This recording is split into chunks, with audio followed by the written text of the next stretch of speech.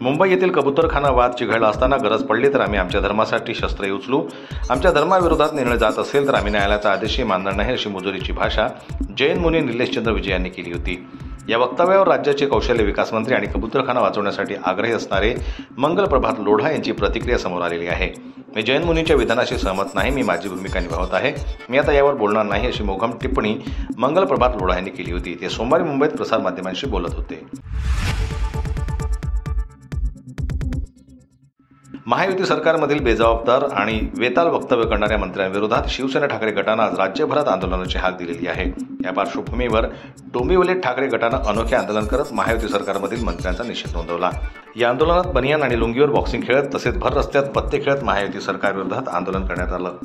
बेजबाबदार आणि बेताल वक्तव्य करणाऱ्या या मंत्र्यांच्या विरोधात कारवाई करा, अन्यथा आणखी तीव्र आंदोलन करण्यात येईल, असा इशारा देखील यावेळी ठाकरे गटाचे जिल्हा प्रमुख दीपेश म्हात्रे यांच्याकडून देण्यात आला आहे।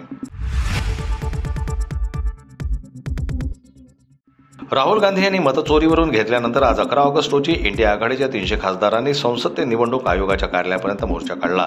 राहुल गांधी, शरद पवार, मल्लिकार्जुन खरगे, प्रियंका गांधी, अखिलेश यादव यांच्यासह अनेक विरोधी खासदार यात सहभागी झाले।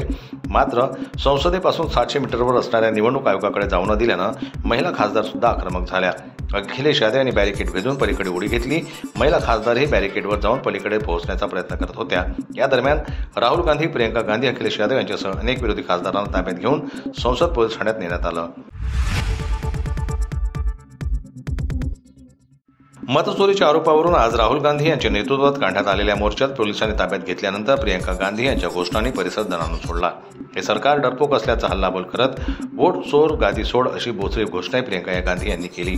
प्रियंका म्हणाल्या की हे सरकार घाबरलं आहे, सरकार डरपोक आहे। दिल्ली पोलिसांनी राहुल गांधी, प्रियंका गांधी, संजय राऊत आणि सागरिका घोष यांच्यासह इंडिया आघाडीच्या खासदारांना ताब्यात घेतलं।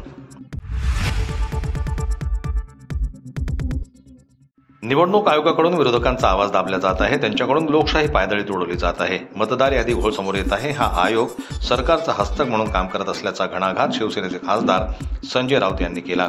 निवडणूक आयोगाच्या दारात इंडिया आघाडीच्या मोर्चाच्या पार्श्वभूमीवर ते बोलत होते। याच दरम्यान त्यांनी सातत्याने निवडणूक आयोगाची बाजू मांडणाऱ्या मुख्यमंत्री देवेंद्र फडणवीस यांच्यावरही कडाडून प्रहार केला। देवेंद्र फडणवीस यांना उपचाराची गरज असून शेवटच्या तासांमध्ये आयोगाच्या मदतीने मते चोरून मोदी पंतप्रधान झाले, त्यामुळे चोरांची बाजू फडणवीसच घेणार, असा हल्लाबोल राऊत यांनी केला।